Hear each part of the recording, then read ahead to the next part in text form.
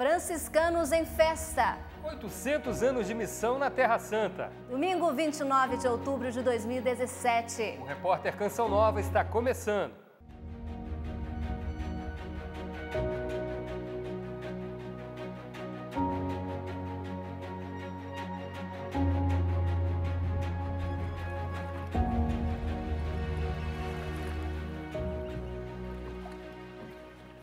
Com o capítulo de Pentecostes de 1217, teve início a aventura missionária da nascente Ordem Franciscana e a presença dos primeiros frades na Terra Santa.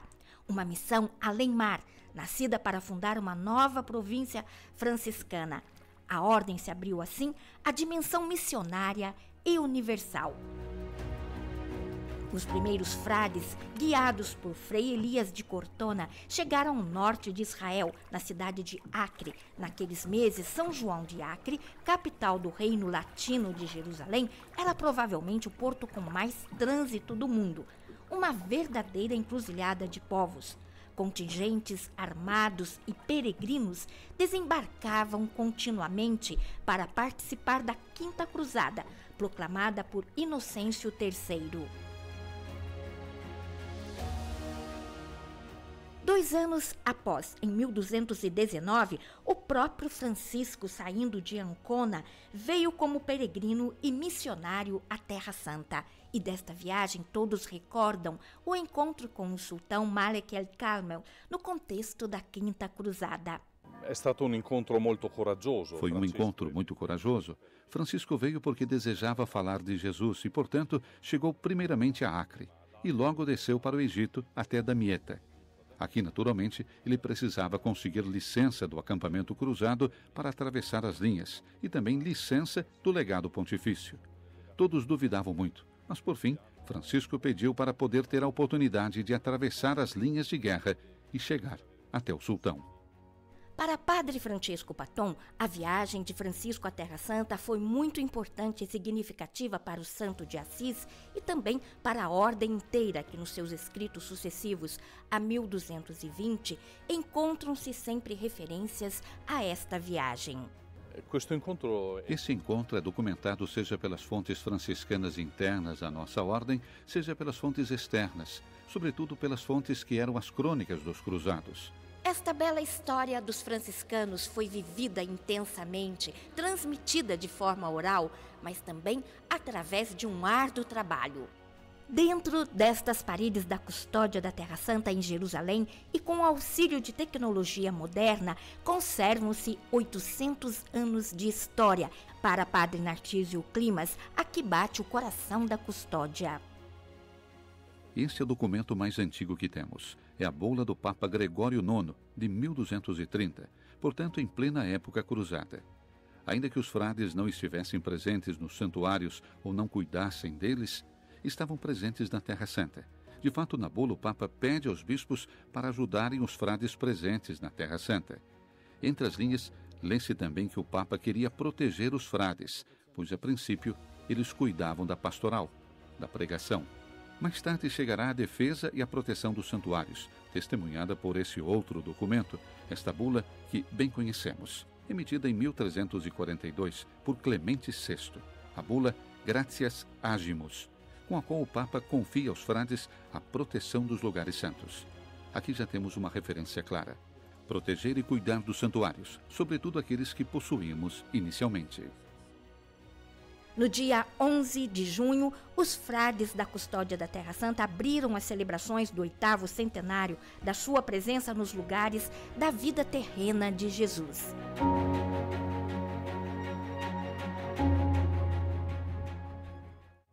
Núbia, realmente a história de São Francisco é contagiante, né? É mesmo, Wallace. E ainda, nessa edição, vamos mostrar 2 reportagens especiais sobre os 800 anos dos franciscanos na Terra Santa. Mas no programa de hoje também vamos mostrar como foi a catequese do Papa Francisco na última quarta-feira. E tem a campanha do Banco Central para o uso consciente do cartão de crédito. Vamos dar uma passada em Brasília para ver como foi a semana política na capital federal. E você vai conhecer ainda um projeto social da Arquidiocese de Belo Horizonte. E os 15 anos da Casa do Bom Samaritano na Canção Nova. Tudo isso e muito mais no Repórter Canção Nova de hoje, que já começou.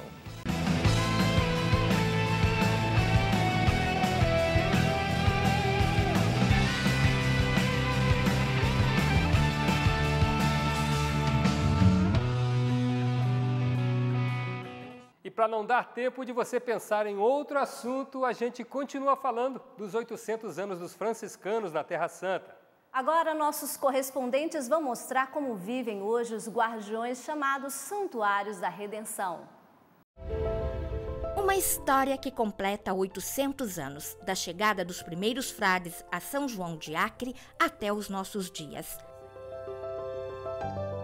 Atualmente, a custódia da Terra Santa está em Israel, Palestina, Jordânia, Síria, Líbano, Egito, Ilhas de Chipre e de Rhodes, na Grécia, e contam com 300 religiosos. 8 séculos como guardiães dos lugares santos da redenção. E foi esta terra que Deus escolheu para armar a sua tenda e habitar entre nós. Cada santuário guarda uma história belíssima da manifestação de Deus, que foi preservada durante séculos até os nossos dias. Hoje, os frades são responsáveis por 70 santuários e estão presentes em 50 destes. Estão nos lugares santos para prestar culto a Deus através da liturgia. Para o custódio da Terra Santa, Padre Francesco Patton, esta presença franciscana de 8 séculos na Terra Santa está totalmente relacionada com a memória, estar nos lugares, nos santuários da Encarnação e da Redenção. É preciso estarmos nos santuários antes de mais nada para louvar a Deus, e por isso ficamos nos santuários também quando os peregrinos não vêm, pois o primeiro motivo é justamente o reconhecimento do que Deus realizou. É só pensarmos no que ele realizou em Nazaré, onde preencheu a distância que o separava da humanidade, ou aquilo que realizou em Belém. Manifestou-se a nós com o rosto de um menino, ou aquilo que realizou nos vários santuários custodiados aqui em Jerusalém. Do cenáculo ao Getsemane, ao Calvário, à edícula do Santo Sepulcro. São todos lugares onde Deus realizou algo que mudou nossa história. Para preservarem os lugares santos e por amor à palavra de Deus, os frades tiveram que até mesmo se tornar arqueólogos para tocar as pedras que testemunham a memória de um acontecimento da salvação e que foi venerado, onde rezaram as gerações que nos antecederam. Percorrer os lugares da paixão, morte e ressurreição de Cristo todos os dias. Às 4h, a pequena comunidade franciscana do Santo Sepulcro se une aos muitos peregrinos que chegam à Basílica para fazer memória da importância da devoção à cruz. Uma procissão que começa e termina na Capela do Santíssimo Sacramento e repercorre as 14 estações da Via Sacra, um momento fundamental na vida da comunidade da Basílica. Toda sexta-feira, às 15 horas no inverno e às 16 no verão, os franciscanos, juntos com os fiéis de Jerusalém e os peregrinos, fazem memória do caminho percorrido por Jesus. A Via Crucis, no sentido atual do termo, remonta à Idade Média. A atmosfera de piedade para com o mistério da paixão deve-se ao renascimento das peregrinações a partir do século XII e à presença estável, desde 1233, dos franciscanos nos lugares santos. E na última parte da série dos 800 anos da presença dos franciscanos na Terra Santa, vamos mostrar como foi a chegada dos primeiros frades em 1217. E isso sem falar dos desafios que eles vivem até hoje. Veja como foi a festa de 3 dias em Jerusalém. Além de celebrações e encontros, teve até mensagem especial do Papa Francisco. A custódia da Terra Santa celebra em Jerusalém 800 anos de presença no Oriente Médio. 3 dias de palestras, celebrações litúrgicas e encontros. E a especial mensagem do Papa Francisco renovando a missão franciscana na Terra Santa. Uma celebração simples, mas emocionante, com a renovação da profissão evangélica. Nas palavras do ministro-geral, o chamado e as indicações para os frades de hoje. Ir ao mundo inteiro com a criatividade evangélica. sta realizzando adesso. Realiza-se agora em cada frade que se encontra aqui junto com os cristãos e os outros que estão fazendo um percurso na fé, um percurso em direção da humanidade. Nesse cenário e nessas celebrações recordamos as artes heróicas dos primeiros frades, mas também esse desejo dos frades de hoje de levarem sempre adiante a mensagem de Jesus Cristo, a mensagem da paz e da reconciliação no mundo inteiro. Ir às periferias, conforme frequentemente pede o Papa Francisco, onde o povo mais precisa. Estas as palavras do ministro para destacar os desafios especiais que os franciscanos enfrentam nos lugares de conflito como a Síria. O ciclo de conferências foi inaugurado pelo cardeal Leonardo Sandri. O prefeito da Congregação para as Igrejas Orientais ofereceu uma reflexão apaixonada sobre o carisma da ordem e a origem da missão franciscana Além-Mar. Em seu discurso, dirigiu-se aos representantes das várias igrejas, às autoridades civis, ao corpo diplomático, dizendo: tenho o prazer de trazer minha saudação nesses dias de celebração e também reafirmar para o futuro a presença franciscana na Terra Santa. É, portanto, uma missão inigualável na vida da Igreja que foi reconfirmada pelo Papa Francisco na sua carta de hoje, assim como fizeram seus antecessores ao longo de 800 anos. Por isso, nos regozijamos e participamos com alegria desse 8º centenário da presença dos frades da custódia na Terra Santa. Louvor, honra, glória, gratidão ao Altíssimo são as palavras expressadas pelos franciscanos e autoridades que participaram deste encontro. Sim, não se trata daquilo que os frades fizeram ou fizerem, mas daquilo que Deus fez e fizer por meio dos frades.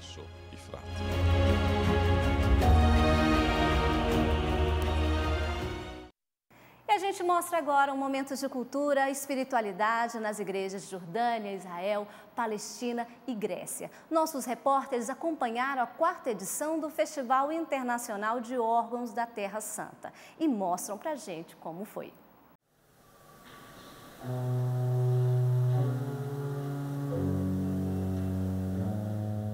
Organizado pelos franciscanos da Custódia, o Festival Internacional de Órgãos da Terra Santa levou o público, independente da religião, a apreciar a boa música executada com o órgão, que no Oriente Médio está presente exclusivamente nas igrejas. Oportunidade para testemunhar até mesmo a presença viva e ativa da comunidade cristã nessa região. Destaque para o concerto inaugural que aconteceu na Basílica da Manifestação de Jesus em Emaús, com o organista palestino Yaqub Gazawi e cantores da Escola de Música Magnífica de Jerusalém. A Basílica da Anunciação em Nazaré também foi cenário para algumas apresentações. Este é um belíssimo lugar e um belíssimo festival num contexto muito bonito. Espero que cresça ainda mais e continue, que tenha vida longa e sempre mais sucesso. Espero que abbia lunga vita e sempre maggior sucesso. Neste ano, o festival acontece no contexto dos 800 anos de presença franciscana na Terra Santa. Assim, em Jerusalém, antes de participar dos concertos, o público teve a oportunidade de contemplar as réplicas dos afrescos de Giotto, pintor que viveu entre os séculos 13 e 14 na Itália. Pouco tempo depois da morte de São Francisco, os principais momentos de sua vida foram representados em afrescos por Giotto. As pinturas estão na Basílica dedicada ao santo, em Assis, na Itália. E partindo dessas imagens, o organista Kovacs elaborou um repertório especial. Es war nicht geplant, aber fiz uma improvisação sobre o quadro de São Francisco que prega aos pássaros. Foi uma ideia espontânea, mas que vai perfeitamente de encontro com os 800 anos dos franciscanos na Terra Santa. O resultado encantou os presentes. Terra Santa era stato um sonho que avevo A Terra Santa era um sonho há muitos anos e que, na verdade, já tinha realizado, mas como fiel, como peregrino. Dizem que quem canta reza 2 vezes. Quem toca, então, reza 3 vezes. Une essas coisas, tocar e rezar, com esse belíssimo órgão. Ho unito 3 cose: suonare e pregare in questo bellissimo luogo.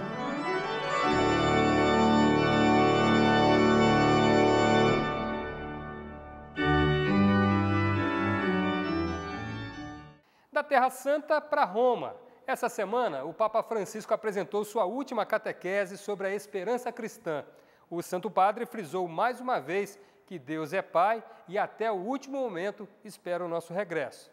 Dia de catequese, Praça de São Pedro cheia de fiéis que vieram para ouvir os ensinamentos do Papa Francisco. Peregrinos de todo o mundo são acolhidos pelo pontífice. O Papa começou a catequese recordando que o paraíso é uma das últimas palavras pronunciadas por Jesus na cruz, dirigidas ao bom ladrão, que diante da morte faz um pedido: Jesus, lembra-te de mim quando entrares no teu reino. Palavras que expressam a humildade de alguém que sabia que não tinha feito nada de bom, mas que confiava na misericórdia. Jesus se compadece e promete que naquele mesmo dia o ladrão arrependido estaria com ele no paraíso. Às vezes a gente olha a vida muito marcado pela fatalidade. E a esperança que o Papa convida a igreja a viver é essa da gente olhar a vida a partir de uma outra ótica. Não da fatalidade, mas a partir de uma esperança. Há algo maior do que isso. Algo maior que nos conduz. Há aquele que nos sustenta. Segundo o Papa Francisco, bom ladrão recorda a nossa verdadeira condição diante de Deus, que somos seus filhos e que Ele vem ao nosso encontro com compaixão e Ele se rende cada vez que manifestamos a Ele a saudade de seu amor. Porque a caridade não haverá mais fim. Nos quartos de tantos hospitais e celas das prisões, este milagre se repete inúmeras vezes. Não existe pessoa, por pior que tenha sido em sua vida, a quem reste somente desespero e seja proibida a graça. E cada vez que um homem, tomando o último exame da consciência de sua vida, e descobre que as proibições são muito superiores às obras do bem, ele não deve ser desencorajado, mas sim encorajado a confiar na misericórdia de Deus. Para nós sermos aqui revigorados com essa consciência de que somos destinados para o céu e que devemos lutar por essa santidade e não perder de vista a nossa meta. O paraíso, disse Francisco, não é um lugar de fábula e tampouco um jardim encantado. O paraíso é o abraço com Deus, amor infinito. Não devemos temer a morte, mas sim desejar o encontro final com Deus, onde o veremos cara a cara, vivendo o amor perfeito. Mas l'amore no, quello rimane. Quem conheceu Jesus não tema mais nada. Não avremo più bisogno di nulla. A misericórdia de Deus é tão infinita que o bom ladrão ganhou o paraíso no mesmo dia. Que a gente também vá para o paraíso como o bom ladrão foi. No final da catequese, o Papa fez uma saudação especial para todos os peregrinos de língua portuguesa. Rivolgo um saluto especiale a tutti i pellegrini di língua portuguesa. Queridos amigos, a fé na vida eterna nos leva a não ter medo dos desafios desta vida presente, fortalecidos pela esperança na vitória de Cristo sobre a morte. Que Deus vos abençoe. Dio vi benedica. Depois do intervalo, o assunto é projeto social. Vamos mostrar a bela iniciativa da Arquidiocese de Belo Horizonte. Tem também os 15 anos da Casa do Bom Samaritano na Canção Nova. A gente volta em instantes.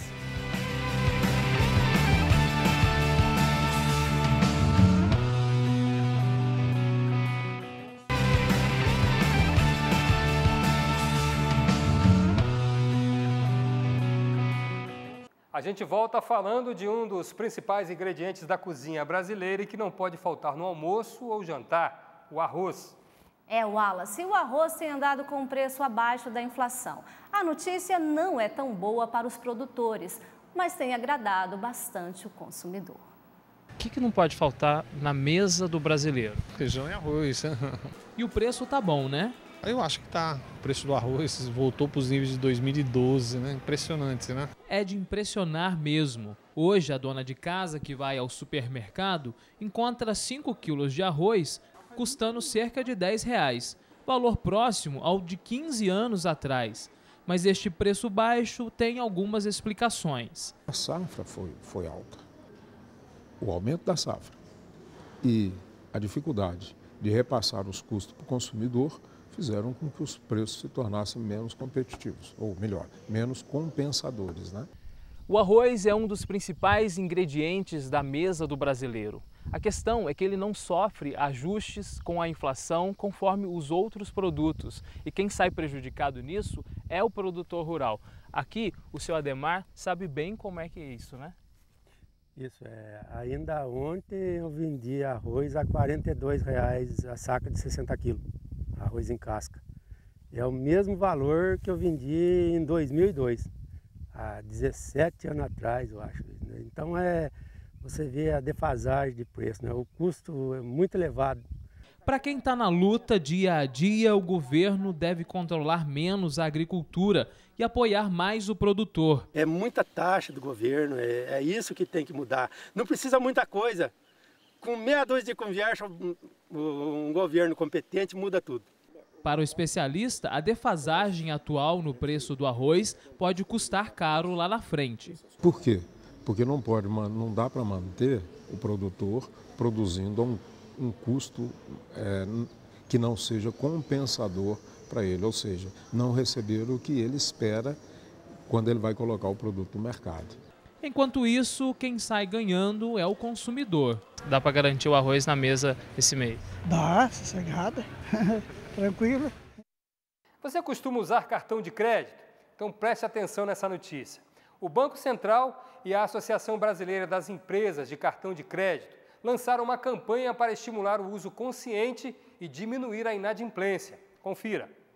A Raimunda saiu hoje com as amigas e gastou. Comprou tudo usando o cartão de crédito. Aí eu só compro até o limite que eu sei que eu posso pagar. Já a Francineide não conseguia se controlar. Ela gastava demais no cartão de crédito, por isso precisou tomar uma atitude. Eu quebrei todos os meus cartões. Gastou demais. Então foi uma maneira que eu encontrei de não gastar tanto. Segundo o Banco Central, das 250 mil reclamações recebidas só esse ano, 10% são referentes a problemas com cartão de crédito. E com esse tanto de reclamações, o jeito é orientar o consumidor. Esse é o foco de uma campanha lançada pelo Bacen. A ideia é usar as redes sociais para levar a melhor orientação ao usuário do serviço. Se a pessoa está próxima a um shopping, ela pode receber um push, uma mensagem no celular dela, quando ela acessar o Facebook, com o post da campanha. Então, a gente acha que com essa estratégia, a gente tem condição de chegar mais perto da população no momento que ela está precisando ou ela está mais suscetível a esse tipo de informação. O foco dessa campanha são as classes C e D, que, segundo uma pesquisa do Banco Central, têm a maior dificuldade de pagar as faturas do cartão de crédito. Os juros desse tipo de dívida é o maior do mercado. Segundo uma pesquisa do próprio Banco Central, ele chegou a quase 400% ao ano só no mês de agosto. Esse especialista em educação financeira explica que o cartão de crédito não é um vilão. Se ele for usado da forma adequada, pode ser um excelente aliado do consumidor. Usar o cartão de crédito como meio de pagamento, ou seja, para pagar suas compras, para organizar, excelente, ótima dica. Mas comprar até o limite que você possa pagar. Nada que extrapole esse orçamento, sempre lembrando que já existem outras compras, existem outras parcelas, outras despesas que têm que ser honradas e o dinheiro é sempre o mesmo. E a CPI da Previdência fez um relatório indicando que o polêmico déficit apresentado pelo governo federal não existe. A notícia gerou grande debate sobre o que mudar e para que mudar. Os detalhes com a repórter Yasmin Costa. Ninguém aqui no Congresso Nacional duvida da necessidade da reforma da Previdência. Mas o grande debate é o que mudar. O projeto apresentado pelo Palácio do Planalto foi considerado exagerado até pelos governistas.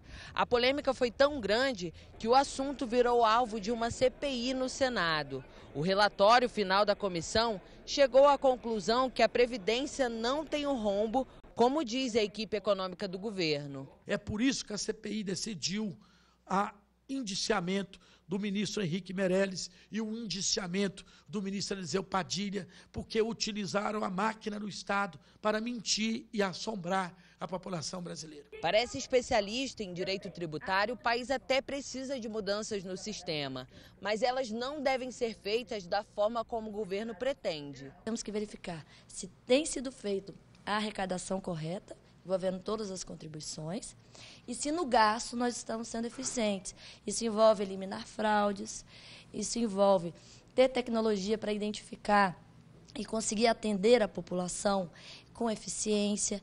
Politicamente, a reforma da Previdência se transformou em um peso. E por aqui, alguns parlamentares se articulam para a formação de um grupo que quer separar as propostas vindas do Poder Executivo das originárias aqui do Legislativo. É o Congresso Nacional tentando ganhar o protagonismo das reformas constitucionais. E que, no caso da reforma da Previdência, deve se resumir à idade mínima. Amanhã, o plenário da Câmara deve decidir sobre o prosseguimento ou não da denúncia contra o presidente Michel Temer. E essa disputa dificulta ainda mais a votação da reforma da Previdência. É um prejuízo muito grande para o Brasil, nesse momento, a permanência do Temer, ao se blindar, faz com que aquele furo imaginado de 159 bi, com reabertura do que foi credenciado, seja maior ainda, demonstrando claramente que já há um prejuízo econômico para o país. Agora vamos mudar de assunto. Em Belo Horizonte, a Arquidiocese tem acolhido menores em situação de risco social. Eles recebem capacitação e oportunidade de um futuro melhor. Projeto Providência, nome da ação social da Arquidiocese de Belo Horizonte, que há quase 30 anos apresenta a crianças e adolescentes um novo olhar sobre a realidade e principalmente sobre o futuro. O projeto ele surge como uma possibilidade, uma alternativa de uma vida diferente, que impossibilita essa criança e adolescente de ir, por exemplo, para o mundo do tráfico. Porque aqui ela aprende várias coisas. Ela aprende o respeito, o direito humano, a formação humana. Antes de eu entrar no judô, minha mãe ouviu da minha professora que eu não tinha postura de estudante. Quando eu entrei no judô, mudou completamente tudo. Mudou minha vida. O que começou neste bairro de Belo Horizonte, hoje tem unidades em 2 dos maiores conjuntos de favelas da capital. Um sinal de esperança e enfrentamento à dura realidade que cerca os 3 locais. Ao todo, 1.600 crianças e adolescentes são atendidas pelo projeto, que oferece atividades voltadas para as artes, grafite, artesanato, marcenaria e esporte, que inspiram e transformam os pequenos.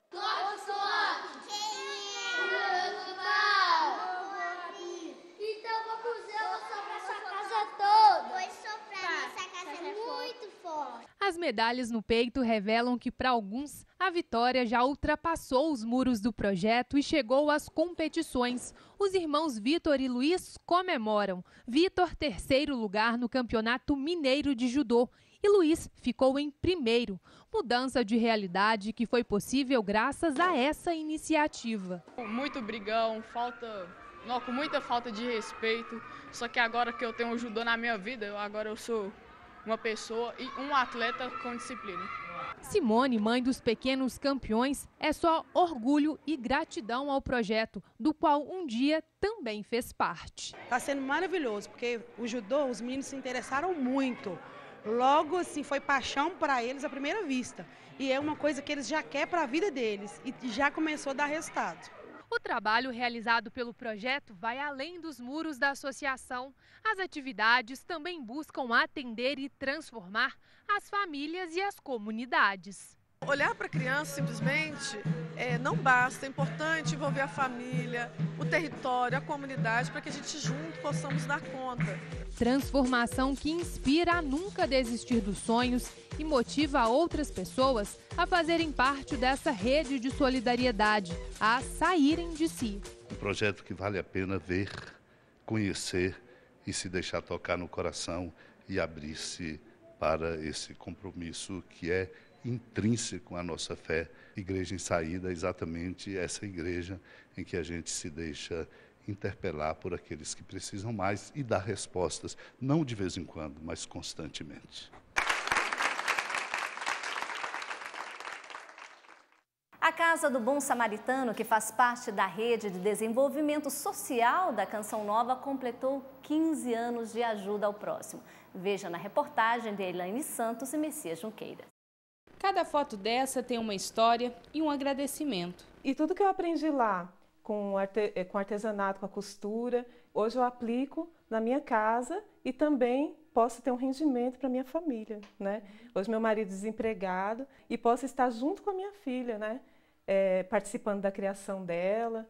As mãos hoje treinadas aprenderam a trabalhar no curso de costura na Casa do Bom Samaritano. A Casa do Bom Samaritano, ela me acolheu no momento que eu estava passando por muita dificuldade financeira, né? E também de autoestima, né? Antônio é de Juazeiro do Norte, no Ceará, mas há 17 anos vive em situação de rua. Tenho que falar muito bem da casa, né? O tratamento totalmente bem, as pessoas tratam a gente muito bem. Que seria da gente sem essa casa, né? Essa é a 15ª vez que ele recebe assistência no local. Tenho meus vícios, né? Estou procurando ajuda também aos poucos, né? Mas eu acho que a gente tem que primeiramente procurar Deus, né? Essas são algumas das histórias da Casa do Bom Samaritano. Nesses 15 anos, 63 mil pessoas já foram atendidas aqui. Só no ano passado foram oferecidas milhares de refeições, entre café da manhã, almoço e lanche da tarde. Além de serviços como banho, corte de cabelo, kits de higiene e roupas. Atendimento social, né, o contato com a família, com os familiares, para que haja retomada do vínculo, né, quando é perdido, e também um caminho para casas de recuperação para dependência química. Os 15 anos dedicados a pessoas em situação de rua ou vulnerabilidade social foram comemorados com um café da manhã especial, servido de muito carinho. Em seguida, eles participaram da missa que reuniu voluntários, missionários e funcionários. Muitas vezes a gente está distante e não consegue ver o que uma pessoa passa, não sabe da história de ninguém. E a gente, nesse trabalho, a gente consegue descobrir a história de cada um. Padre Fernando Santamaria falou da Santa Madre Teresa de Calcutá, que é a padroeira do local. A gente percebe que através das obras sociais da Canção Nova e aqui no Bom Samaritano, é essa oportunidade que temos de nos enriquecer vivendo o amor de Deus, que se expressa pelo amor concreto ao próximo. A Casa do Bom Samaritano tem sido o início do caminho para escrever uma nova história de vida. A gente vem aqui, eles dão um conselho pra gente, agora só depende da gente, né? Sem palavras. Gratidão, gratidão. No próximo bloco, vamos voltar à Terra Santa, agora para ver como foi o retiro dos padres da Arquidiocese do Rio de Janeiro. Também vamos falar da devoção à Nossa Senhora e de visitação à cúpula do Santuário Nacional de Aparecida. O repórter Canção Nova volta em instantes.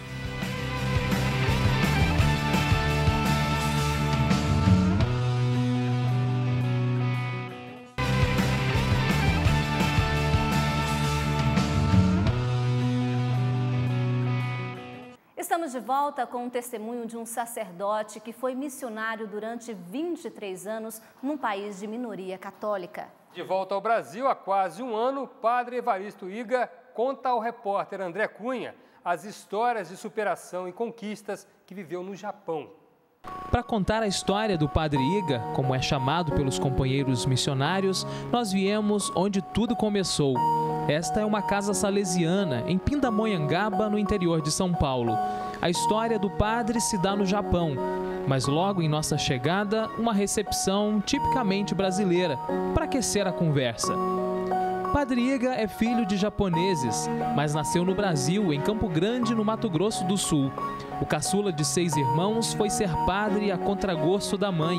Depois do tempo no seminário e da ordenação sacerdotal, veio trabalhar nesta casa.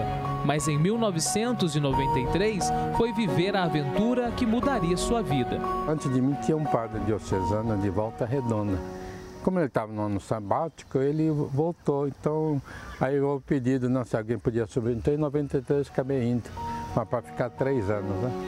20 a mais. O padre nos conta que, além da língua, da cultura e da distância do país natal, o preconceito, sim, foi o principal desafio. Você mesmo que é oriental, cara de japonês, mas você não é japonês. Sim. Então, a discriminação, né? Por exemplo, logo no início, eu ia alugar uma casa, depois falaram, de onde que você é? Eu falei, eu sou brasileiro. Ah, então a gente não aluga.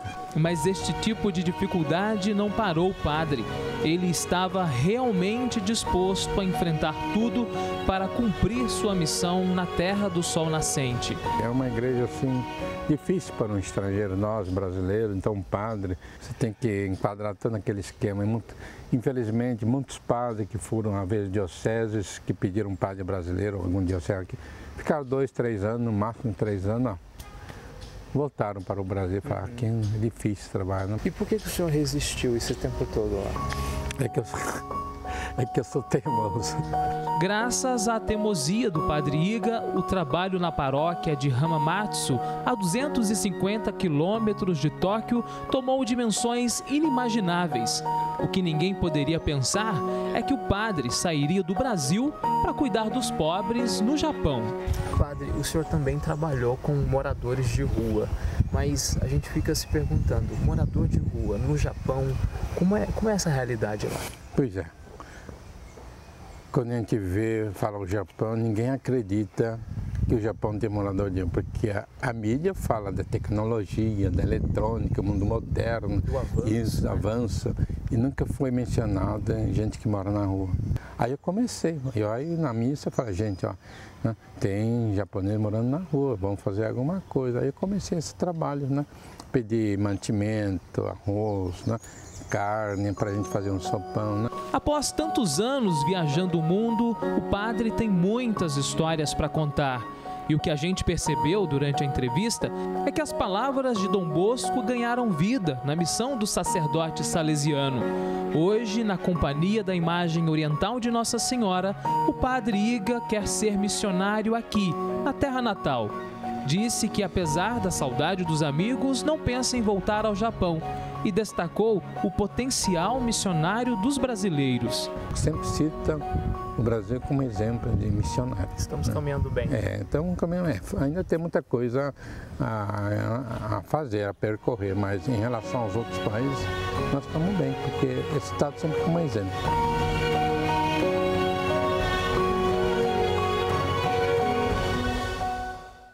O cardeal e os sacerdotes da Arquidiocese do Rio de Janeiro estiveram essa semana na Terra Santa. Eles fizeram um retiro espiritual em Jerusalém e viveram fortes experiências. 20 sacerdotes da Arquidiocese do Rio de Janeiro, acompanhados do cardeal Dom Orani João Tempesta, percorreram os lugares que viram Jesus nascer, crescer, viver sua paixão, morte e ressurreição. Estamos aqui não apenas como peregrinos visitando os lugares santos, mas como peregrinos refletindo, rezando e fazendo exercício espiritual, que torna diferente essa peregrinação, porque nós paramos, ficamos em silêncio, rezamos, né, nos paramos para refletir sobre tudo aquilo que significa esses lugares santos, pelo menos alguns deles que nós passamos. Oportunidade de vir à Terra Santa para fazer esse retiro enaltece realmente o nosso coração. Nos dá a grandeza de poder olhar esse amor misericordioso do Cristo, que perpassa por a realidade dessas ruas aqui na Terra Santa e que faz com que o olhar de um padre, daquele que tem um contato com a palavra, possa ser visto de uma outra forma. Um amor muito mais profundo do que era visto antes. E a peregrinação dos padres do Rio de Janeiro aconteceu no contexto das celebrações dos 800 anos de presença franciscana aqui na Terra Santa. Na Basílica da Anunciação, solenemente os membros do clero adentraram no local onde o Verbo se fez carne e habitou entre nós.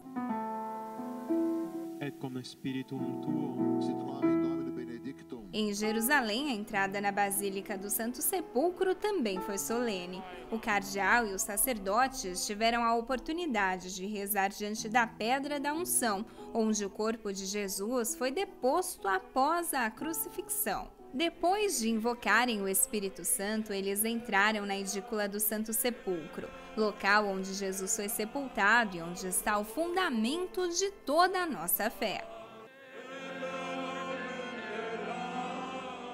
A peregrinação é para o clero, mas a graça alcança todo o povo de Deus. Nós ganhamos muito, e com esse muito que nós ganhamos, que tem em Deus a sua fonte, nós poderemos dar ainda mais e ofertar ainda mais ao povo de Deus que nos é confiado. Eu creio que essa proximidade, né, com os lugares santos faz com que aquilo que nós já fazemos, falamos, né, ainda nos entusiasma mais a continuar anunciando. Depois, toda essa multiplicidade e diversidade de línguas, de nacionalidades, de vários tipos de vida cristã que nós encontramos aqui, nos faz abrir os horizontes, né, para podermos trabalhar ainda com mais afinco ainda em nossa missão evangelizadora e missionária. Agora é voltar para o Brasil, com a bagagem cheia de tesouros espirituais. Em cada rocha, na realidade, nós encontramos um pão que nos alimenta, que nos sacia, e cada sacerdote como eu, ao retornar, consegue contagiar os outros colegas e retornamos sempre aqui para participar. E ainda na Terra Santa, onde nasceu Maria e onde tudo começou, vamos caminhar nos lugares onde Jesus viveu os mistérios de sua vida, que se tornaram os mistérios do Santo Rosário. Ave Maria, cheia de graça, o Senhor é convosco. Bendita sois vós entre as mulheres, e bendito é o fruto do vosso ventre, Jesus. Rosário, né, como temos hoje, é uma evolução que vai crescendo e se enriquecendo ao longo do tempo, né? E os monges que se reuniam para rezar o saltério, os salmos. Mas tinha muitos que não liam, então começaram a organizar a oração do Pai Nosso em forma de repetição, que depois vai sendo transformado também com a oração da Ave Maria, vai sendo depois adaptada, as duas coisas vão sendo juntadas. Com o Frei Valdir, vamos andar pela Terra Santa e com o Santo Terço, meditar sobre os mistérios da vida de Jesus, nos lugares por onde ele passou. Começamos na casa onde a Mãe de Deus nasceu. A casa dos pais de Maria, né, São Joaquim, Santana. Então nós estamos aqui nesse lugarzinho que acolheu essa Santa Mãe, né, Santa Mulher, que nos deu tanta e nos dá tanta alegria ainda hoje para todos nós. Os primeiros mistérios que rezamos são os gozosos, que têm lugar primeiramente em Nazaré, onde o anjo anunciou que Nossa Senhora seria a mãe do Salvador.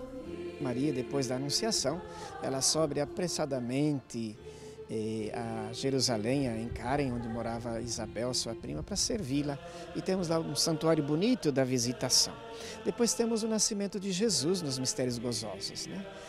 Em Belém, a gruta do nascimento de Jesus, muito visitada pelos peregrinos. Temos a apresentação de Jesus no templo e também Jesus quando fica perdido. Quando ele começa a crescer, fica perdido no meio dos doutores no templo em Jerusalém. A Via Dolorosa em Jerusalém é onde, por excelência, contemplamos os mistérios da dor vivida por Jesus. Nesse mistério nós contemplamos a agonia de Jesus no Horto das Oliveiras, que temos aqui perto Getsêmani, a pedra onde Jesus sofreu esse momento de agonia. Temos toda a Via Dolorosa, que é o caminho que Jesus faz até o Calvário. Temos a sua coroação de espinhos, mas também Jesus carregando essa cruz, né, o sofrimento, o peso dessa cruz, ao longo desse caminho que nós estamos aqui hoje fazendo. Caminho que culmina na Basílica do Santo Sepulcro, quase escondido entre as ruazinhas da Cidade Velha de Jerusalém, local central para a fé cristã, pois aqui Jesus morreu. Mas a história não termina assim. Nós temos a primeira ressurreição de Jesus, que também celebramos no Santo Sepulcro. Depois a ascensão de Jesus no Monte das Oliveiras, lá em cima. É um retorno ao monte que depois Jesus sobe ao céu, levando a nossa humanidade para junto de Deus. Assim como Jesus tem a ascensão de Jesus, temos a assunção de Maria. Em 2002, João Paulo II introduziu no Santo Rosário os mistérios luminosos. Que nos recorda batismo, conversão, mudança de vida, também a Eucaristia como aquilo que nos nutre nesse caminho. O rosário parece ser um instrumento muito simples, mas, de acordo com o Papa Francisco, é muito poderoso e pode trazer paz aos nossos corações e levar paz à Igreja e a todo mundo. Nesse ano mariano, uma das principais obras do Jubileu dos 300 anos de Aparecida é, sem dúvida, a cúpula da Basílica Nacional, que recebeu novo revestimento e foi aberta ao público. Wallace, desde a semana passada, o local se tornou mais um espaço de peregrinação à Casa da Mãe Aparecida. Ela é o segundo ponto mais alto do Santuário Nacional de Aparecida. Para chegar à cúpula, o caminho oferece escadas e um corredor, onde estão expostos os 27 mantos das imagens peregrinas que percorreram o Brasil desde 2014, pelos 26 estados e o Distrito Federal. Ao passar, o romeiro também vai encontrar aqui um pouco do seu estado. Aí eu estava procurando no início o nome das terras de onde veio, né? Aí eu vim procurar aqui a cor da minha terra aqui. Achou Minas Gerais? Achei Minas Gerais aqui em Aparecida. Águas de 79 rios brasileiros também estão representadas no museu. Percorrido o caminho, chegamos à cúpula e a vista é de impressionar. Nossa, coisa maravilhosa, que bênção que Nossa Senhora deu para todo o povo brasileiro.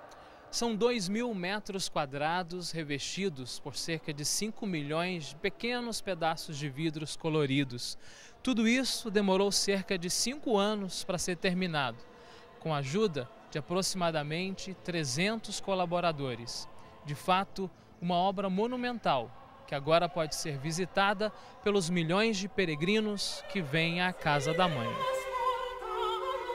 Desde que foi aberta ao público, a cúpula já recebeu 9.000 pessoas e parece que elas saem daqui encantadas com o que veem. Ficou lindo mesmo, né?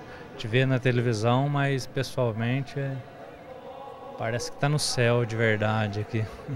Lindíssimo, maravilhoso, que graça, que benção estarmos aqui hoje. E você, está gostando? Maravilhada, muito lindo tudo. Os detalhes da obra foram planejados durante longos anos e hoje expressam o que Aparecida representa ao povo brasileiro. Esta obra quer colocar todos os peregrinos que passam pelo santuário em contato com o sagrado, ou seja, com a criação. Deus agiu para que o mundo tivesse forma e o Espírito foi dando forma a este mundo. Por isso, quando nós entramos neste espaço e contemplamos a árvore da vida, nós também somos chamados a nos contemplarmos nos pássaros que sobrevoam em torno dessa árvore. Para quem ainda vai visitar, o convite é para uma experiência com Deus. Eu convido todos a viverem esta experiência, de deixar o mundo dos rumores e entrar neste oásis de paz que é o Santuário de Aparecida.